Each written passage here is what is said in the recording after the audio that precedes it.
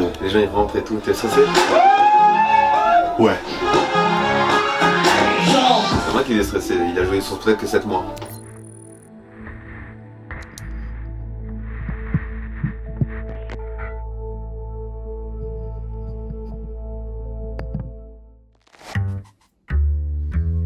Oui. C'est comme si j'étais pas là. Tu vas faire comme si t'étais pas là. Ok. Voilà. Sachant que je sais que t'es là. Grosse journée aujourd'hui. Rendez-vous avec Valentine Mabille. Dans le but de mon 4e spectacle, j'aimerais un peu d'aide pour la partie un peu diffusion, production. Parce que je fais tout seul depuis le début. Ouais, vive l'indépendance, mais parfois c'est très fatigant. Ensuite, j'ai rendez-vous avec... C'est déjà ennuyeux. Baby. Toujours fermé ces volets. Je me fais cambrioler. L'assurance, Bravos. Mes endroits préférés pour travailler, mon endroit, 2. Le train. J'aime trop ça. Le fait d'aller. Pour l'instant, le spectacle fait 16 pages. Normalement, c'est à peu près 5 minutes par page. Ça veut dire que j'ai techniquement, t'écris plus, après tu écrèmes. Il y a beaucoup de blagues, 1 ou 2 étoiles, pas 3 étoiles. Je sais pas, c'est une vanne à applause. Vanne à applause. Peut-être c'est la structure qui fait, et le public te remercie, c'est une vanne à applause. Ou plein de vannes d'affilée.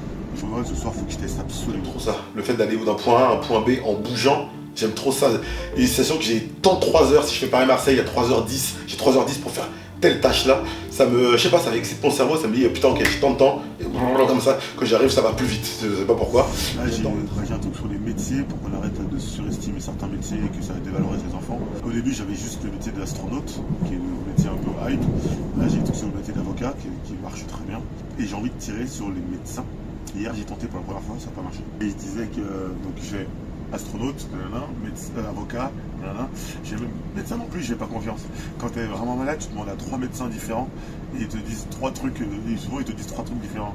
Lui il te dit oui, vous avez mangé trop de sel, lui il te dit je sais pas quoi, je sais plus ce que j'ai dit, et lui il dit oui, faut changer de meuf. Enfin ils te disent 3 trucs, ça va pas passer tout. Bah parce que c'est pas drôle encore. Bah oui, parce que je l'ai appris. Et des bars bruyants. Les parents, on sait pas qui c'est. Ça peut être rigolo, c'est genre les parents d'une scène comme ça. Toi, l'enfant. En fait, le bruit, je sais pas, il y a l'espèce de. Comme une télé, un fond d'écran de télé qui est là. Ça fait que je suis pas tout seul, mais ça, je fais pas du tout attention. Et le fait que ce soit vivant, bah, ça me permet indirectement de continuer à être vivant. Tu viens infatigable. Je réfléchis au truc. Comment j'ai commencé? Il y a un truc au fond de nous qu'on ne calcule pas, qu'on ne sait pas réellement, et à un moment il se matérialise quand tu grandis. Je pense que ça s'est matérialisé quand j'ai eu un resto et que j'ai vu des humoristes faire des blagues. J'ai toujours aimé ça, mais comme j'en voyais pas à proximité, je pensais pas que c'était faisable. Et en voyant les êtres humains le faire, je me suis dit putain en fait c'est faisable. 12 personnes incroyables, je remercie du fond du cœur, c'est la première fois que ces mots sortent. Et grâce à vous, on pourrait travailler. Il y a 12-13 ans dans mon resto. Après j'ai pas rejoué pendant 2-3 ans parce que j'ai bidé, c'était pas ouf. Mais j'ai appris en observant, en regardant les gens monter sur scène. Et le dernier jour d'ouverture de mon resto, j'ai décidé de remonter sur scène pour voir ce que ça donnait. J'ai écrit un sketch, le sketch sur mon prénom d'ailleurs. Et c'était pas mal. Et je me suis dit, je veux revivre cette sensation. J'ai travaillé livreur à vélo, donné des cours d'échecs. Donc 5 ans plus tard, c'est devenu un métier. Et moi, ma manière de faire rire, je l'ai découvert en faisant en fait. C'est vraiment un métier c'est un sport, tu apprends ton style en faisant. Et même encore, je pense que je suis en train de découvrir mon style. C'est d'apprendre, comprendre des choses et faire rire avec. C'est un peu ça.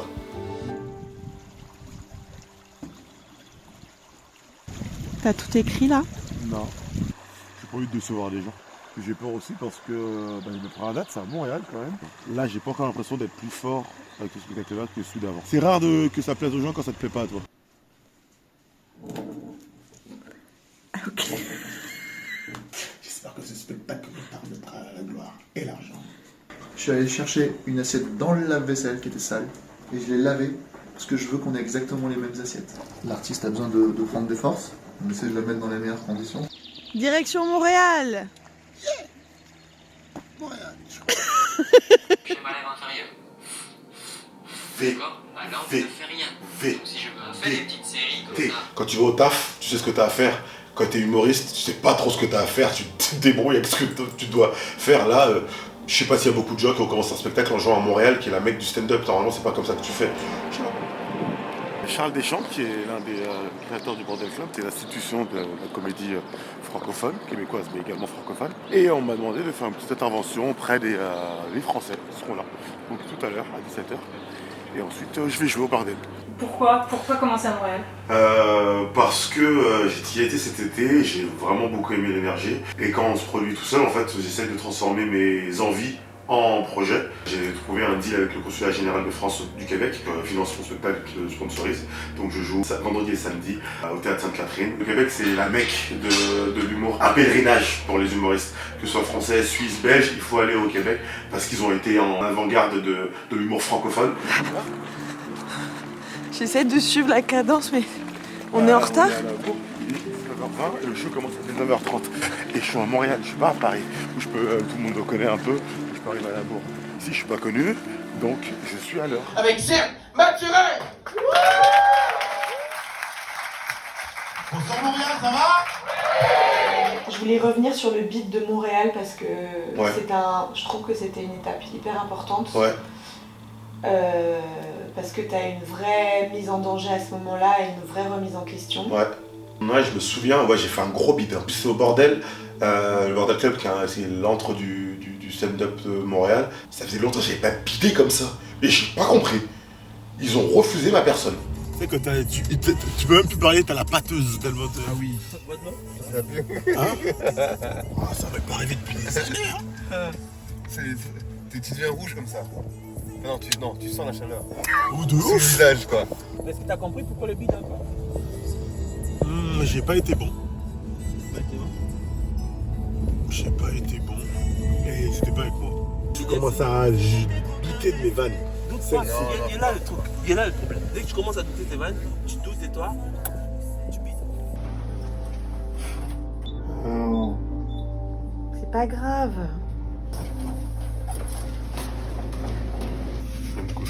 Il y a une partie psychologique qui est trop importante en fait dans ce taf. Et si t'es pas. En fait, t'es sur scène, les gens ils te jugent. Si toi, t'es en doute, mais t'es mort. Et en vrai, tu vas bider tout le temps. Et au bout de 3 semaines, ce métier il est terminé. Au bout de 3 semaines, ce métier il est fini. J'ai l'état d'esprit d'un champion, moi. Je prends la défaite, je l'encaisse, je la savoure jusqu'au bout. Je la détruis, je la transforme. Ça me fait un peu peur. C'est-à-dire que t'as commencé en bidant et tu m'as dit, si j'avais pas bidé la première fois, j'aurais peut-être pas été humoriste. Ouais.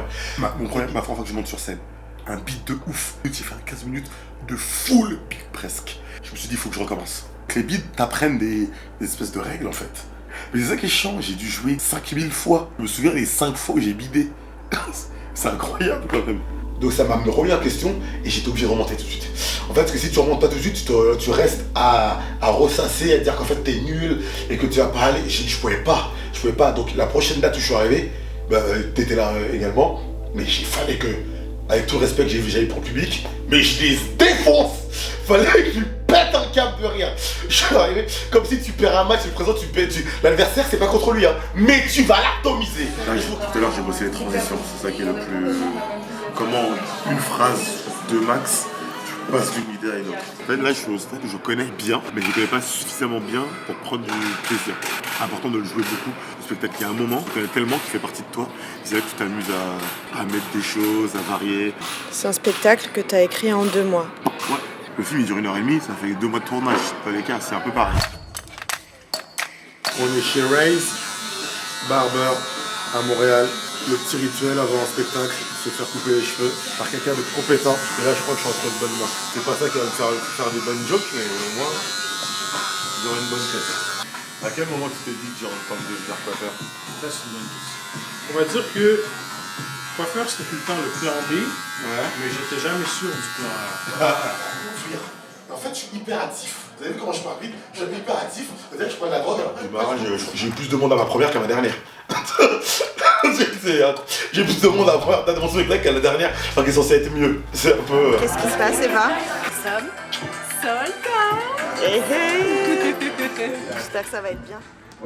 Hey, comment ça va? Tu stresses, hein? Respire. Respire! Toi, t'as pas le trac. Moi Si, c'est ça le track. Il m'a mis KO le track, c'est ça que c'est passé. Ça, c'est John. Il est très bien habillé. Bien se tenir, monsieur Mathurin. L'avenir est pour lui.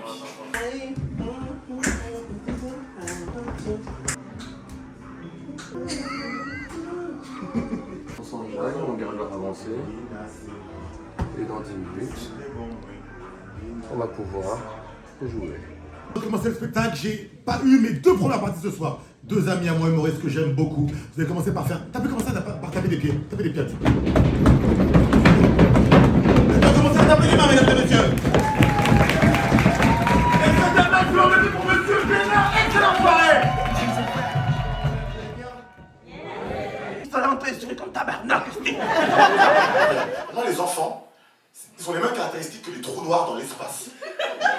Vous voyez ce que je veux dire ou pas? Ils ralentissent le temps et absorbent ta lumière. Ma mère va à la réunion, parent-prof. Elle arrive à la réunion, première fois qu'elle y va.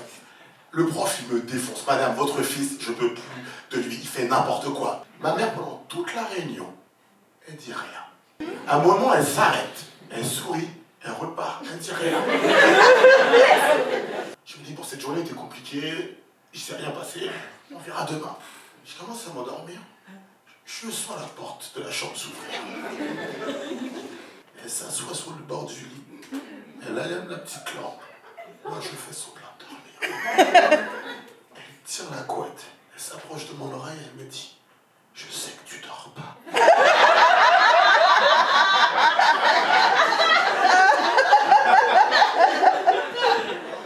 Je voulais juste te dire, si j'entends ton école encore une seule fois, je te vends.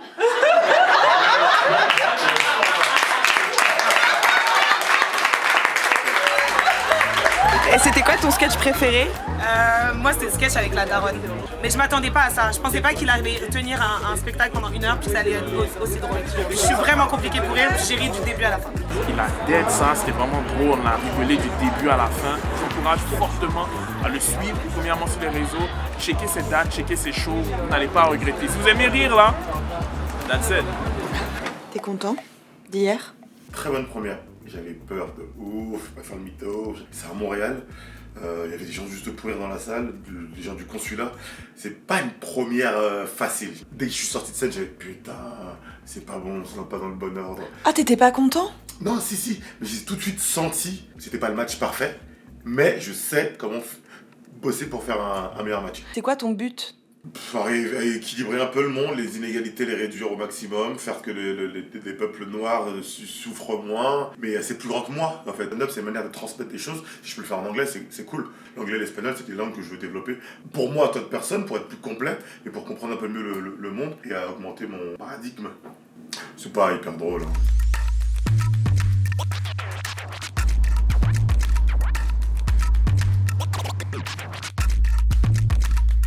Daladi, une balle, une vanne, une blague, une vanne. Ouais, ils sont bien aussi, c'est bien calé. Justement, est-ce que tu as remarqué des différences entre tous tes différents publics, entre les différents pays que tu as parcourus?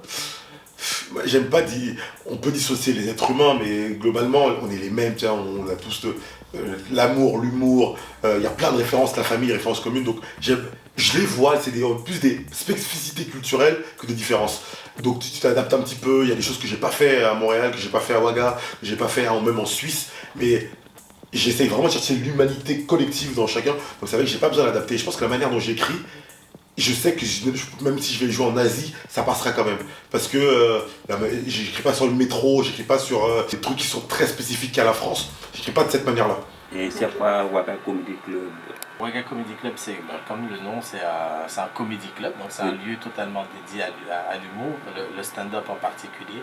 Un humoriste, c'est comme un athlète professionnel, donc il a besoin de jouer régulièrement, il a besoin de travailler régulièrement. Les espaces qu'on a besoin, c'est des espaces où il y a du public. Je suis vraiment très content d'être au Burkina, à Ouaga pour jouer ce nouveau spectacle. Probablement une de mes dates de tournée, je me souviendrai le plus. Chef Barbara ici. Allez la dame, grande dame. Tu fais la cuisine haïtienne comme jamais. Coucou. Mais comment savoir que tu es drôle? Est-ce que t'es drôle s'il y a des vieux, des jeunes, des musulmans, des chrétiens, des femmes, des gays? Est-ce que t'es drôle 15, 20, 30, 40 fois d'affilée? Là, t'es un humoriste. Là, c'est ton travail. Parce que t'es bon à chaque fois. La passion, c'est ce qui fait que quand c'est la galère, quand tu gagnes pas d'argent, tu t'arrêtes pas. Ça, c'est presque le plus important. Ce qui est le plus long, c'est comment je fais pour que mon nom il arrive à l'oreille des gens. Plus vous acceptez rapidement qui vous êtes, plus facilement on pourra plus vous copier.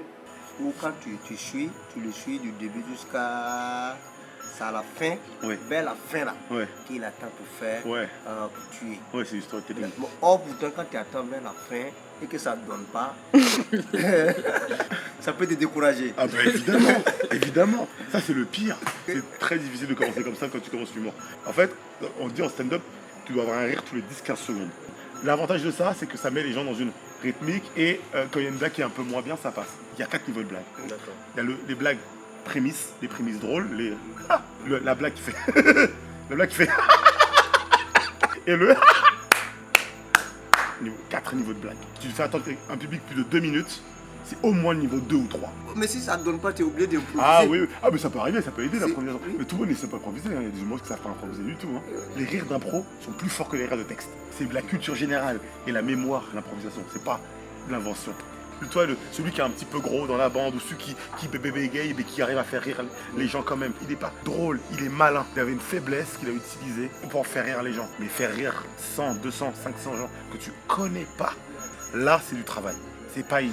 Il y a 2 choses qui font que je peux être content. Soit j'ai été bon et j'ai progressé dans quelque chose, soit les gens ont beaucoup rigolé. S'il y a ni l'un ni l'autre, c'est une date décevante. Je sais que je suis drôle, mais mon but c'est de travailler mon spectacle, d'avancer, de progresser. Donc si c'est juste drôle pour les gens, là, j'ai l'impression d'avoir, je sais pas moi, de pas avoir bossé, de pas avoir avancé. Qui est marié Barbise? Vous pouvez pas faire semblant d'être heureux au moins? 40 ans.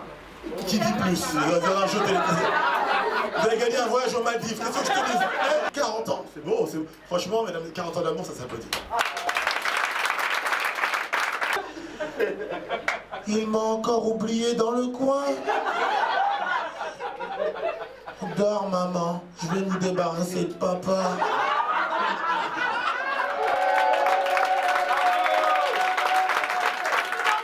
Est-ce que ça vous a plu? Oui, c'était génial. Le spectacle en lui-même était génial et en plus à Ouagadougou, Franchement, ça sort de ce qu'on connaît de Ouagadougou. Ben oui, hein. Et on aimerait voir ça plus souvent. C'était un espace de respiration ce soir à Ouaga. C'était génial.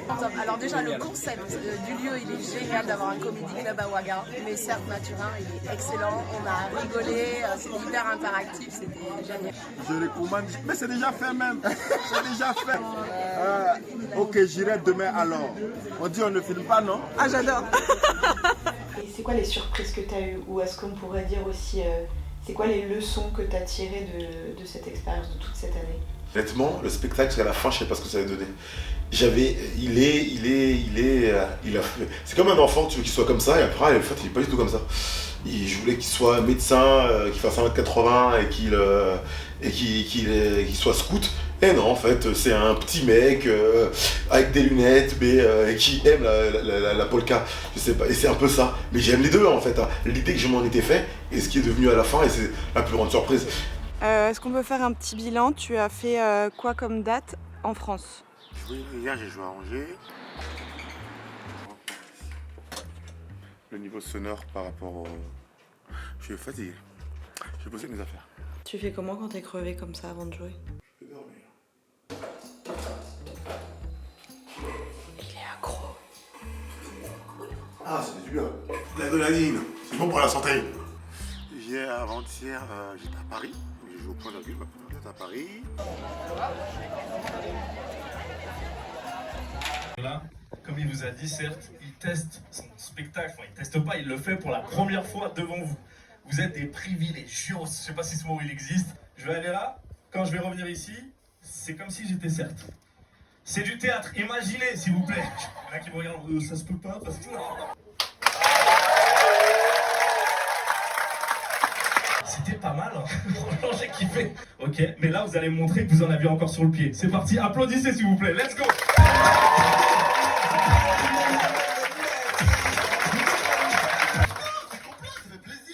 La semaine dernière, j'étais à Montpellier et à Osgore.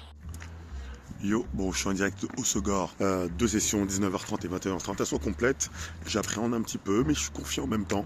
Après, c'est pas assez répété, comme d'hab, parce que j'ai une espèce de truc de croire que je vais pouvoir toujours m'en sortir. L'idée, c'est vraiment d'avoir une meilleure structure à la fin de ce spectacle. Je commence à sentir l'essence du truc, le pourquoi je le fais. Et mine de rien, tant que t'as pas le pourquoi, c'est dur de défendre un spectacle. C'est l'état d'esprit un peu du moment, le soleil se couche. J'ai acheté un t-shirt 64.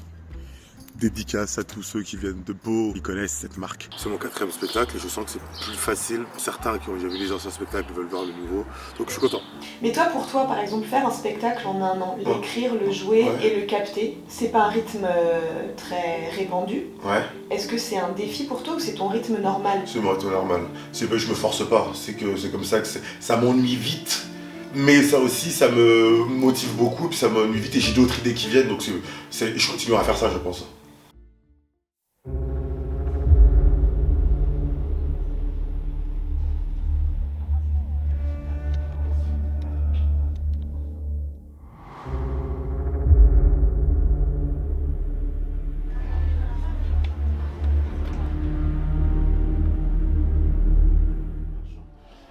Alors, quand est-ce que tu as décidé qu'il allait mourir aujourd'hui, le spectacle?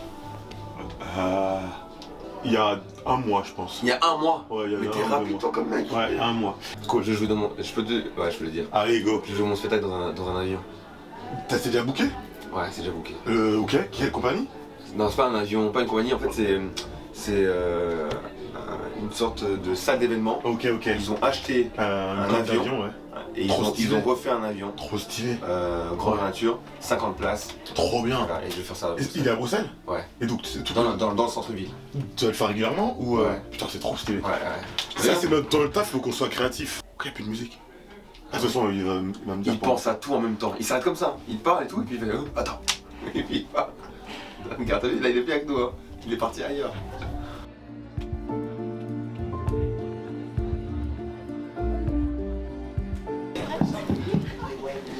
Bonsoir, on veut parler des glaces, est-ce que vous allez bien? Oui. Mesdames et messieurs, est-ce que vous êtes chauds? Oui. Mesdames et messieurs, c'est la dernière date de mon spectacle, de ce spectacle. Bande de menteurs. C'est la dernière, mais j'ai envie de m'amuser. Franchement, j'ai envie de m'amuser, j'ai envie que vous vous amusiez. Celui qui va faire ma première partie ce soir, c'est lui qui a fait la première partie à la première date de ce spectacle. C'était en mars cette année, c'était à Montréal. Et aujourd'hui, il est venu à Paris juste pour faire ma première date.